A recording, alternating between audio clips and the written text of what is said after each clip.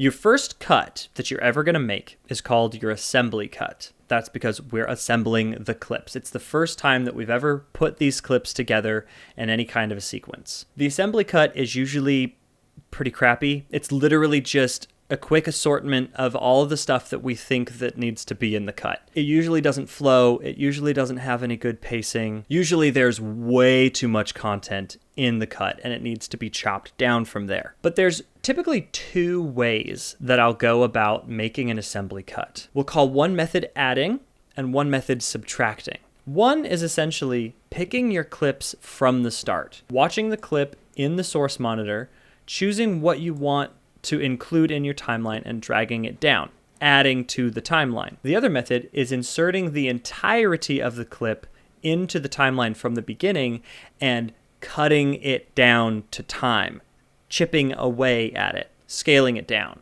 They both work. I'll say when I do the addition method, I usually get to a good cut a lot faster. But when I do the subtraction method, I usually find more golden nuggets in my footage that I may not have noticed as clearly if I hadn't done it that way. So I'll show you for a second what it's like to do the addition method of assembly. Come in here to this clip, go to the beginning. I'm going to hit I to make an in point in case I want to use this. So now I hit O to select an out point, click it, pull it down, and drag it to my timeline. You watch all of your clips, you mark in and out at the points where you want to include them in your timeline, and then you drop them down. Now the subtraction method.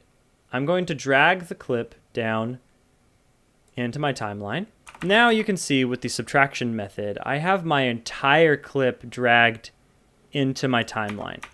So now instead of adding only the specific things that I want, I'm going to be cutting out everything that I don't want. So I'm still playing through knowing that I don't want any of this. This is all introductory stuff that I don't want included in my final video. I'm going to hit J to go back a little bit, and then I'm going to hit Q, and that's going to cut everything previous.